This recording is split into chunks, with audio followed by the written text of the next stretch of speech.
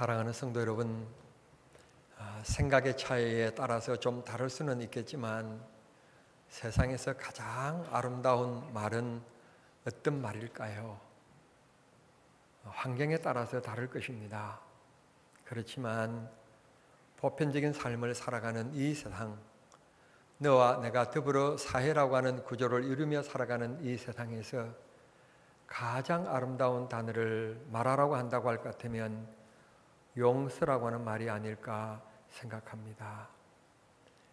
여러분은 어렸을 때 그런 추억이 있는지 모르겠습니다만은 저는 초등학교와 중학교 다닐 때 섬에서 자라났기 때문에 전기불 혜택을 보지 못하고 등장불 밑에서 자랐습니다.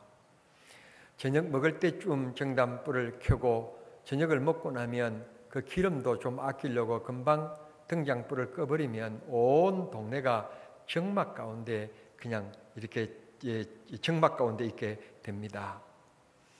배를 빌 때나 고구마를 캘 때가 되어지면 학교를 다녀오면 그냥 첩보다리를 내려놓기가 급하게 들에 나가서 부모님들을 도와야 했었습니다. 그런데 웬일입니까? 이렇게 바쁜 농사철에 선생님이 숙제를 엄청 내주시는 것입니다. 초등학교 때 여러분 기억하시지요? 호랑이보다도 더 무서운 것은 담임선생님이 출석부와 함께 들고 들어오는 막대기입니다. 그 막대기를 가지고는 숙제를 해오지 않는 학생들을 이렇게 세워서는 손바닥을 내게 만들어서 얼마나 세게 치는지 모릅니다. 그때는 박성열 선생님이 너무 미웠고 너무 싫었습니다. 그런데 나이를 먹고 보니까 선생님이 그렇게 때려서라도 공부를 시키려고 했던 그 사랑의 마음을 이제 50이 넘었으니까 그 사랑이 새록새록 느껴지는 것입니다. 중학교에 들어가서는 또 숙제를 해오지 않으면 이번에는 손을 들고 서 있으라고 하는데 그냥 손을 들고 서 있기도 힘든데 내가 안고 있는 의자를 들고 서 있으라고 그럽니다. 그러다가 의자를, 그게 얼마나 무겁습니까? 그러다가 그냥 한 10분, 5분도 못 가서 이게 무거워서 좀 내려오면 엎드려. 그러고는 이번에는 막대기, 긴 막대기를 가지고 엉덩이를 그냥 얼마나 때리는지. 그래서요, 선생님들이 참 싫었습니다. 저는 특수한 중학교에서 컸습니다. 우리 동네에 그 중학교는 사립이었습니다. 우리 동네 출신이 일본에 가서 돈을 많이 버셔서 성공하신 분이 사립학교를 세운 것입니다. 그러니까 사립학교를 세웠는데 그때는 교원들이, 즉 선생님들이 일반 대학을 졸업하신 분들이 아니었고 그저 고등학교 졸업하신 분도 수학을 가르치고 그 동아대학교 1년 중퇴하신 분도 입학했다가 금방 그냥 학교를 그냥 드신 분도 오셔가지고 영어를 가르치는데 가르치는 것을 제대로 가르치는 것이 아니라 순전히 시간마다 군대에서 있었던 얘기만 실컷 하다가 공부 시간 그냥 끝내는 겁니다. 그런 학교에서 자랐으니까 숙제를 안 해가면 제대로 공부를 할 길이 없습니다. 그런데 이상스러운 것은 오늘날로 제 스승을 가르쳐서 실력 없는 스승이라고 얘기하면 제자로서 안 되니까 제가 그런 말을 못 드리지만 그런 선생님일수록 숙제를 많이 내주세요. 숙제를 많이 내주셨는데 갔다 오면 제 담당이 뭔가 하면 소입니다. 소, 황소. 그 황소에 그것을 여물을 소태가 물을 넣어서 이 끓여가지고 이 소밥을 해줘야 되고 물을 줘야 되고요. 그 제 담당이고 그 다음에 고구마 캘 때 되면 나가서 고구마를 주워야 되고 그러니 여러분 이 숙제를 할 시간이 있습니까? 호롱불 밑에서 이따가는 그냥 이렇게 해서 숙제를 못 해가지고 갑니다. 그러면 이제 선생님이 들어오면 숙제 안 해온 사람 일어서 그럽니다. 그러면 볼 것도 없이 일어서면 이제 엉덩이에 불이 나는 시간입니다. 그런데 웬일입니까? 선생님이 드디어 철이 들었습니다. 하시는 말씀이 지금은 고구마 캐는 농사철이기 때문에 아마 내가 생각해보니 너희들이 숙제하기가 매우 힘들었을 것이다. 그러니까 오늘은 숙제 안 해온 사람도 그냥 넘어가겠다. 오늘은 숙제 검사를 안 하겠다. 앉아라. 그랬을 때 얼마나 좋은지 그때 여러분 한 번쯤 그런 추억이 있을 거예요. 아마 모범생이고 공부를 1, 2등 달렸던 분들도 그런 기억이 있을 것입니다. 저는 참고로 말씀드리면 말을 더듬어서 이 초등학교 때 늘 64명, 68명 이렇게 반에 이 한 명이 있었는데 늘 자랑스럽게도 64등, 68등을 했습니다. 그러니 늘 저는 그냥 얻어맞고 컸습니다. 별 흥미롭지를 못했던 것입니다. 그런데 선생님께서 숙제 안 온 사람 밀어서 그러더니 오늘은 그냥 안 해온 사람들도 이제 농사 치니까 넘어가겠다. 앉아. 그랬더니 내가 뭐라고 했게요? 할렐루야. 그렇지 않았겠어요? 얼마나 기쁘고 즐거웠는지 모릅니다. 세상을 살아가다 보면 남이 나에게 상처를 주는 경우들도 있지만 내가 의식하지 못한 가운데 남에게 상처를 주는 일들도 참 많이 있습니다. 이런 때에 주님이 어떻게 할 것인가에 대한 것을 성경 본문은 우리에게 말씀해 주시고 있습니다. 참 흥미로운 것은 베드로가 예수님께 질문을 던지는데 예수님, 내가 남에게 잘못했을 때 어떻게 해야만이 내가 그 사람에게 이해를 구할 수 있고 용서를 받을 수 있겠습니까? 라고 묻지 않고 베드로가 하는 말이 남이 나에게 잘못을 했을 때 내가 한 7번 정도 용서해 주면 되겠습니까? 라고 묻는 것을 보면 이 베드로가 2000년 전에 태어났으니까 다행이지 만약 오늘 이 시대에 태어나서 유명한 대학 강좌에서 이런 질문을 했거나 큰 모임에서 이런 질문을 했다면 당장 듣는 사람들이 들고 일어났을 텐데 뭐라고 하고 들고 일어났을까 하면 갑질하지 말아라 하고 들고 일어날 질문을 예수님께 했습니다. 예수님께서는 인자하신 주님이시라 그저 질문의 우선순위와 후선순위를 따지지 않고 이렇게 가르쳐 주십니다. 나는 7번 정도 용서해 주고 그래도 그 사람이 또 동일한 고정범법 죄를 지으면 따끔하게 혼내주어서 못하게 하게끔 해야 되겠다는 생각에 잠재적으로 깔고 있었는지는 모르겠는데 예수님의 답변은 뭔가 하면 7번뿐만 아니라 7번씩 70번 70번이라도 용서해 주어라. 예수님께서 그렇게 말씀해 주셨습니다. 그러면 이 베드로가 수적인 것을 얘기했습니다. 7번이라고 하는 것을 말씀했기 때문에 예수님께서 7번씩 70번이라고 그랬으니까 그러면 77에 49, 490번을 용서해 주면 된다는 말씀인가? 491번째는 용서하지 말라는 말씀인가?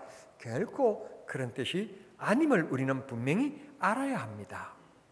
용서라고 하는 것은 끝없이 용서해 주는 것이 용서이지 몇 번까지 하는 것은 용서가 아니고 조건적인 것입니다.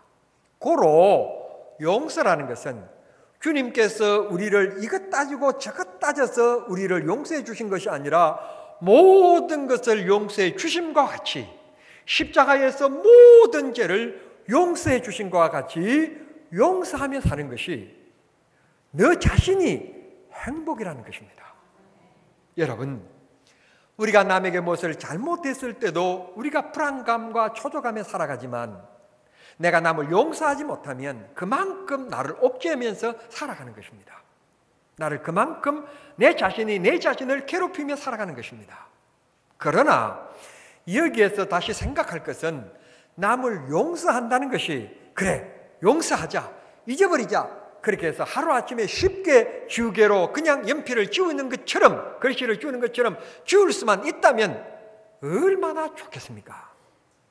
그러나 여러분들도 경험하신 것과 같이 남을 용서한다는 것, 그 사람 때문에 내가 마음의 병을 얻었고 그 사람 때문에 내가 밤잠을 이루지 못했고 그 사람 때문에 입맛을 잃고 그 사람 때문에 생활의 의욕을 잃고 살아갔던 그 상처 입은 사람을 주님이 용서하라고 하셔서 한 시간에 용서할 수 있다면 좋겠는데 용서하기까지는 내가 받은 상처를 통해서 괴로워하는 것보다도 더 힘든 과정을 겪어야만이 용서가 이루어진다는 것을 우리는 생활 속에서 깨닫고 터득하고 경험하고 왔습니다.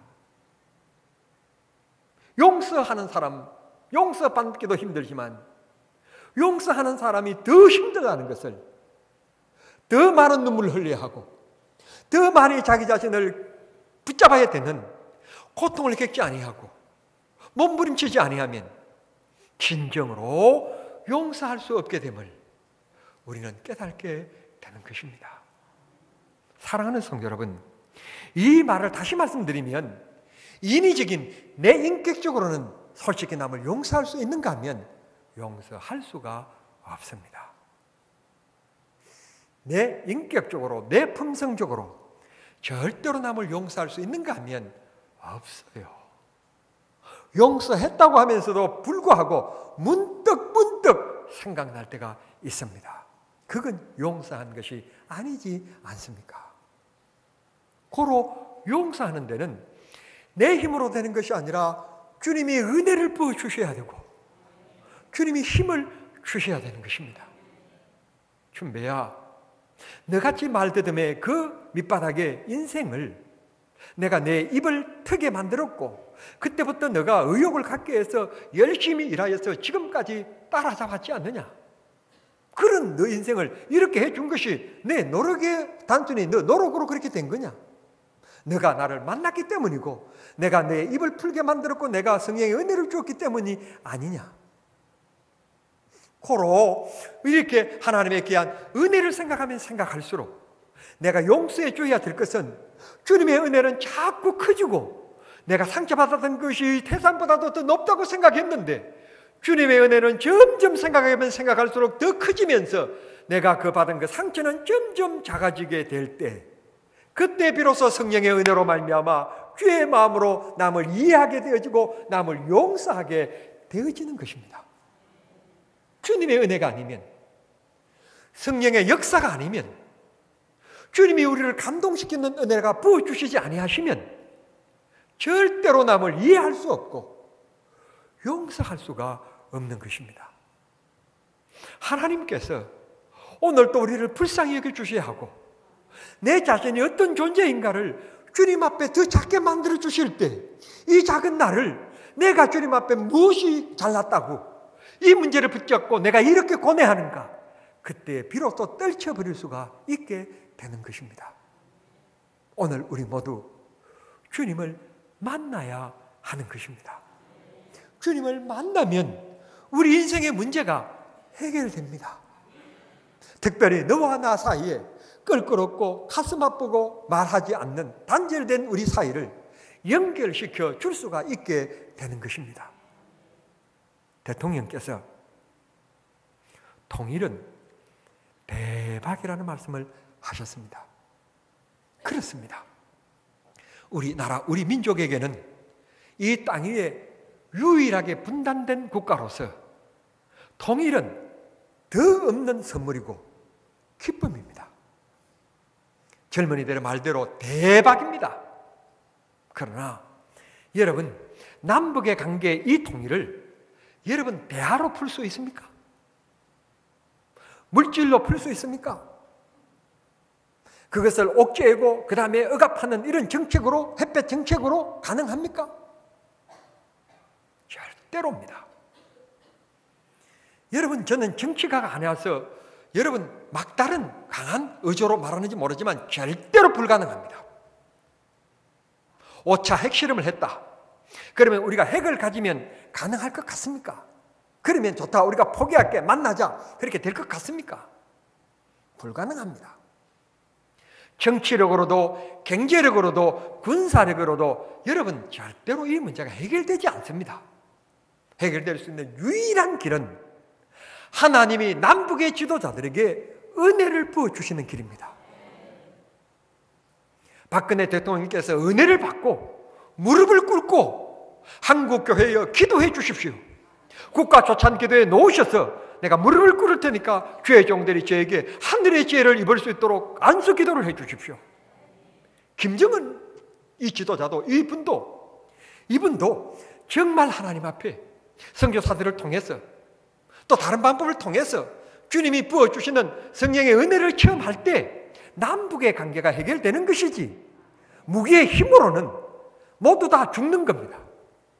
무기의 대립으로는 모두 너도 죽고 나도 죽자는 것이지 살자는 것이 아닌 것입니다. 하나님의 은혜를 구할 때입니다. 지금은 다른 방법을 찾을 때가 아닙니다. 교육도 경제도 부부 사이도 교회도 마찬가지입니다. 하나님의 은혜를 구할 때입니다. 여러분, 교회 성장학사들, 불러신학교에서 교회 성장학을 공부해 오신 분들이 한국교회에 와가지고 기독교 우리 목사가 될 사람들에게 교회 성장학을 가르치기 시작했습니다. 그들의 얘기를 들으면 한국교회가 당장 우리 한국이 금방 복음화가 되고 성장하고 부흥할 것 같습니다. 지금에 와서는 찬양과 경배, 지금 와서는 세일, 여러 가지 한국교회를 부흥시켜 놓을 방법들이 너무 많습니다. 전도법이니 전도법이니 얼마나 많은지 모릅니다. 그런 것을 통해서 성공한 교회들도 참 많습니다. 그런데 왜 한국교회가 통합청만 2만 명이 줄어들었습니까? 통합청만 2만 명이 줄었다는 말은 우리 한국교회가 지난 1년 동안에 20만 이상이 줄어들었다는 뜻입니다. 대형교회야 이런 것을 못 느끼지만 소형교회나 이런 것을 느끼고 있지 않습니까? 이게 한국교회 현실입니다. 왜? 방법이 다 아는데, 그리고 교육되어지고 있는데 왜 한국교회는 점점 부흥하는 길은커녕 점점 주저앉고 있을까요? 오늘 목사로부터 우리 모두가 하나님의 능력을 의지하고 하나님을 바라보려고 하는 믿음을 가지지 않고 자꾸 인간적인 방법을 동원하기 때문에 우리도 세상을 살아가면서 하나님이 도우셔야 되고 하나님이 인도해 주셔야 되고 하나님이 고쳐주셔야 된다, 하나님을 의지하는 믿음이 되어야 하는데, 누구를 만나면 능력이 있으니까, 누구를 만나면 근력이 있으니까 해결되겠지, 자꾸 인위적인 방법으로 하다 보니까 문제가 어떤 것이 터졌는가 하면 가장 양심적이어야 될 부장판사가 물질에 연루되어서 구속되어지고 부장검사가 연루되어져서 구속되어지는, 세계 속에 세계인들을 웃게 만드는 한국이 선진국이고 그만큼 성장한 나라인데 뭐라고? 사법부가 썩어졌다고? 그렇다면 다 썩어진 것이죠. 억울한 개인이, 억울한 사람이 어디 가서 호소해야 됩니까? 법에 가서 호소해야 되고 법에서 구제받아야 되는데 그 법을 다루는 부장판사와 부장검사가 썩었다면 대한민국이 다 썩은 것이죠. 오죽했으면 대법원장이 국민들에게 고개를 숙여서 죄송합니다라고 얘기했을까요? 성도 여러분, 저는 비평하자고 하는 것은 아닙니다. 비평하자고 하는 것은 아니고, 이 세상에 지식도 발전해야 되고 논리도 발전해야 되지만 우리가 그것만 의지하면 안 되는 거예요. 하나님이 도와주셔야 되고 하나님이 지키셔야 되고 하나님이 해결하셔야 되고, 모든 부분에 하나님의 영광을 위해서. 미국을 보십시오. 미국이 어린아이들을 공부시킬 때 아침 조회 시간에 우리가 기도하고 공부했습니다. 그럴 때는 미국인들이 생각했습니다. 모두 세계 속에 봉사하고 헌신하는 미국이 되었습니다. 불쌍한 곳에 밀가루를 보냈고 분쟁한 지역에 군인들을 보내서 평화를 유지시켰습니다. 그런데 지금 트럼프라고 같은 이런 대선 후보가 나타나더니 무슨 말을 했습니까? 미군을 철수시키고 왜 우리 젊은이들이 가서 너희 나라 가서 희생을 해야 되느냐? 왜 우리가 젊은이들을 보내서 우리나라의 국방비를 써야 되느냐? 국방비를 당신들이 다 내어야지. 이런 소리를 합니다. 이유가 무엇입니까? 1960년 이후에 존 F 케네디가 대통령이 되고 나서 이 공립학교에 여러분 기도하는 일을 없앴습니다. 그때부터 사람들은 아주 자기주의만 생각합니다. 그전에는 청교도의 생각이 있어가지고 나눔과 섬김의 생각을 했습니다. 그런데 그 이후로는 사람들이 자기만 잘 먹고 잘 살면 되는 개인주의에 빠지게 된 것입니다. 그래서 자기 마음에 안 들면 그냥 총을 때리고 그냥 쏘아버리고 말이에요. 심지어는 초등학교에서도 초등학교 학생들이 총을 빼가지고 자기 학생들을 쏘아주면 끔찍한 일들이, 초등학생들이 어떻게 그런 일들을 할까요? 그게 미국 사회입니다. 원인이 뭘까요? 하나님 중심으로 교육했던 그 교육이 무너지기 시작하니까 이렇게 된 것입니다. 우리 한국이 해방되고 나서 첫 번째 중앙청에서 이 국회가 열릴 때 기도로 시작했던 나라입니다. 이 나라에 기독교 학교를 세워서 여러분 예배 드리면서 정말 이들이 지식적으로도 훌륭한 사람이 되지만 인격적으로도 훌륭한 사람이 되어야 된다. 그래서 정말 성경의 정신을 심어주기 위해서 예배하고 기도했습니다. 그런데 어느 틈인가 어떤 정권이 들어와서 이 나라에 기독교 학교에서 예배를 못하게 만들고 기도를 못하게 만들었습니다. 그 세대들이 지금 대학을 졸업해서 어떤 사람들이 됐습니까? 우리가 깨달아야 하는데 하나님이 도와주시지 아니하시면 이해 하나도 못하고요, 용서도 못하는 거예요. 내 마음속에 잠재되어져 있는 그 상처를 씻을 수가 없어요. 그러나 주님이 함께 하시면 그 깊은 상처를 씻을 수가 있는 것입니다. 주님이 우리를 주셔야 돼요. 예수님께서 이런 귀중한 예화를 듭니다. 어떤 사람이 큰 사업을 하면서 나라에 돈을 갖다 썼단다. 그러니까 우리나라 같으면 기업이지요. 기업이니까 나라에 돈을 갖다 쓰지요. 임금에게 1만 달란트 빚을 졌단다.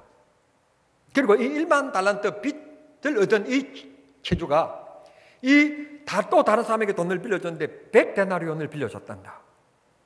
여러분, 1데나리온은 장정이 하루 일하는 품삯입니다. 그러니까 쉽게 계산하면 우리 한국이 한 하루에 열심히 지금 나가서 일용직으로 일하면 10만 원을 받는다고 할 때 100데나리온이면 1000만 원입니다.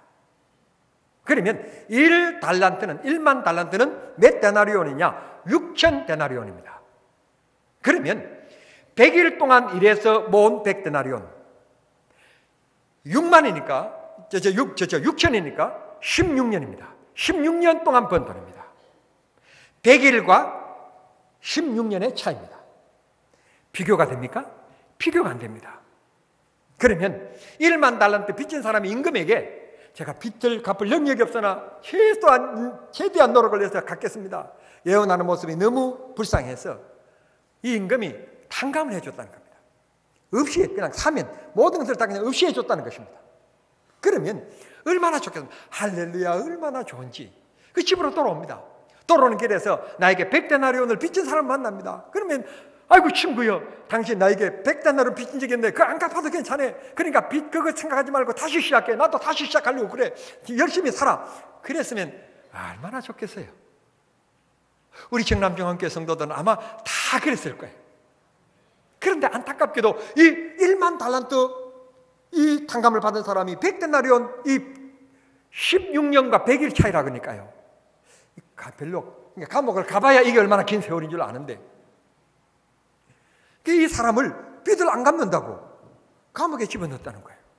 이 소식을 임금이 듣고 아니 자기가 받았으면 베풀어야지. 자기가 받기만 하고 남에게 베풀지 않고 이 사람을 멱살을 잡고 감옥에 갖다 집어넣었다고? 임금이 화가 나서 1만 달란트 빚진 자를 감옥에 집어넣으면서 하신 말씀을 여러분 34절과 35절 이렇게 얘기합니다. 1만 달란트 이 많은 돈을 어떻게 갚습니까? 그런데 하는 말이 감옥에 집어넣고 하시는 말씀이 이 돈을 갚기 전에는 감옥에서 내놓지 말아라. 여러분 이건 불가능한 일입니다. 다시 얘기하면 이 사람이 바깥 세상을 놓을 수 있는 유일한 길이 딱 한 가지 있는데 그건 뭔가 하면 죽어야만이 놓는 겁니다. 살아서는 놓지 못하는 겁니다. 1만 달란트를 갚을 길이 없기 때문에 그렇습니다. 그런 엄청난 징벌을 받으시면서 마지막 35절 이렇게 얘기합니다. 너희들도 남을 용서하지 아니하면 하늘의 천부께서 너희들을 용서하지 않을 것이다. 주님이 가르쳐 주신 기도 가운데서도 남들이 나에게 죄를 지어서 우리가 용서해 주신 것 같이 우리 죄를 용서해 주십시오. 사랑하는 성도 여러분, 여러분들도 다른 사람들에게 많은 상처를 받고 살아가겠지만 다른 사람들도 여러분이 알게 모르게 여러분들이 말하는 행동하는 표정 짓는 그것 때문에 상처를 받고 살아간다는 것을 기억하시면서 그리고 우리는 하나님께로부터 더 큰 사랑과 더 큰 은혜를 입었고 지옥에서 천국 백성이 되는 엄청난 신분 변화의 복을 받은 우리들이니까 이 세상 살아가면서 이해하고 용서하며 살아가야 하는 것입니다. 그게 이 시대를 살아가는 저와 여러분을 향한 하나님의 뜻입니다. 방금 말씀드린 것처럼 용서가 쉽다면 주님이 이런 말씀을 안 하셨을 것입니다. 받은 상처보다도 더 깊은 아픔을 감수하지 아니하고는 남을 진정으로 용서할 수가 없습니다. 이건 내 의지로 안 되고 하나님이 도와주셔야 하고 하나님이 은혜를 부어주실 때 내가 하나님 앞에 얼마나 큰 죄인인가 하는 것을 점점 깨닫게 되고 남의 상처가 큰 줄 알았는데 그 상처는 내가 하나님 앞에 비교해보니 아무것도 아니라는 것들을 점점 낮아지게 될 때 그때 비로소 용서가 이루어지는 것입니다. 우리는 주님을 만나야 합니다. 주님의 은혜를 입어야 합니다. 성령의 감동함이 있어야 합니다. 어떤 자들에게 그런 은혜를 주실까요? 책을 많이 읽으면? 많이 맹상하면? 아닙니다. 하나님 앞에 그것 때문에 몸부림치며 눈물 흘리며 기도할 때 하나님이 용서할 수 있는 큰 마음을 주십니다. 큰 은혜를 주십니다. 말씀을 맺겠습니다. 사랑하는 성도 여러분, 솔로몬이 하나님의 귀한 성전을 짓고 나서 복을 받습니다. 하나님께서 복을 주실 때 솔로몬에게 지혜의 놀라운 복을 주시지만 그 복과 더불어서 큰 복 하나를 주셨는데 어떤 복을 주시는가 하면 넓은 마음을 주셨더라 그랬습니다. 넓은 마음. 넓은 마음이라는 것은 사랑을 얘기하는 것이고, 정치를 하다 보면 걸리는 사람이 있을 것인데 그 왕에게 용서하는 마음을 주셨다는 뜻입니다. 넓은 마음입니다. 오늘 이 세상 정말 주님의 넓은 마음이 우리 정치, 경제, 교육, 우리 교회 안에, 우리 가정 안에 여러분 주님의 마음이 이렇게 넓어져야만 합니다. 내 마음이 넓어진다고 한들 그 마음이 얼마나 넓어지겠습니까? 한정되어져 있습니다. 그러나 주님의 마음이 우리 가정에, 우리 교회에, 우리 나라에 임하시면 우리는 끝없는 넓은 마음을 갖게 되리라고 믿습니다. 그분께 기쁨이 있고 그분께 영생이 있습니다. 우리 모두 이 한 시간 주님 나에게 용서의 마음을 부어주십시오. 내가 남에게 알게 모르게 지은 죄 주님 용서 받을 수 있게 그 사람에게 넓은 마음을 허락해 주시고, 나 때문에 상처받은 그 마음을 주님이 치료해 주시고 위로해 주십시오. 기도하는 이 아침 될 때 하나님이 우리를 통하여 영광 받으시고 주님이 기뻐하시리라고 믿습니다. 용서는 받은 상처보다도 더 큰 고통이 없이는 용서할 수 없다는 말씀을 드렸습니다. 사랑하는 성도 여러분, 지금 이 시간에도 마지막 숨을 거두면서 숨져가는 분들이 계십니다. 그분들 가운데서는 이런 생각을 하시는 분들이 틀림없이 있을 것입니다. 인생 살아보니 아무것도 아니고 다시 돌아올 수 없는 인생길을 떠나게 되는데 내가 그때 그 사람에게 손 내밀지 못한 것, 내가 왜 그렇게 옹졸하게 살았지? 하면서 후회하며 두 눈을 감는 분들이 계실 것입니다. 성도 여러분, 용서하기 위해서는 더 큰 고통을 필요하다는 말씀을 드렸습니다. 주님 앞에 갔었을 때 정말 내 성격 너 안다. 그런데도 불구하고 내가 용서하라 했으니 용서하기 위해서 내가 가슴을 부여잡고 가슴을 치면서 눈물 흘리면서 내 말씀대로 살기 위하여 용서하고 참고 침묵하고 이런저런 소리 듣지만 안 들은 것처럼 그렇게 고통받는 그 모습 내가 보면서 네가 괴로워하고 네가 흘리는 눈물을 봤을 때 나도 너 모습을 보면서 정말 눈물 흘린 적이 있었단다. 그런데 웬일인지 모르지만 내가 남을 용서하기 위해서 그 흘리는 눈물을 볼 때 이야, 내가 나를 그렇게 사랑하면서 내가 준 말씀대로 살려고 몸부림치는 그 모습이 나도 눈물을 같이 흘렸지만 흘리면서도 왜 그렇게 내 마음이 기뻐오는지 몰랐단다. 네가 참 고통스럽고 힘들었겠지만 나는 그 모습이 너무너무 좋았단다. 주님이 품에 꼭 안으시면서 우리의 등을 두드려 주시는 그런 기쁨의 순간을 맞이할 수 있는 우리 정남 중앙의 성도님들이 모두 될 수 있게 되기를 우리 주님 이름으로 축원합니다. 기도하겠습니다. 사랑하신 하나님, 우리는 늘 한없는 하나님의 사랑을 받고 살아갑니다. 그런데 웬일인지 주의 말씀대로 이해하고 용서하고 살기가 얼마나 힘든지 모릅니다. 원컨대 주님 우리들에게 성령의 은혜와 주님의 사랑을 부어 주시옵소서. 주님이 용서하라 하셨으니 앞뒤 따질 것 없이 용서할 수 있게끔 주님이 우리에게 힘주시기를 기도합니다. 용서는 쉽게 한순간에 이루어질 수 없음을 압니다. 여러 날 몸부림치하고 눈물 흘려야 되고 정말 하나님 말씀에 순종하게 하여 내 자신을 내려놓아야 되는 고통을 겪지 않고는 그 일을 감당할 수 없습니다. 아버지, 주님의 사랑의 은혜를 부어주시면 가능할 줄 믿사오니 우리에게 은혜를 부어주셔서 용서의 사람, 사랑의 사람 되게 하여 주시옵소서. 적은 감정에 얽매여서 영생을 잊어버리고 영원한 멸류관을 잊어버리는 우리 되지 않도록 해 주시옵소서. 예수님의 이름으로 기도드리옵나이다. 아멘.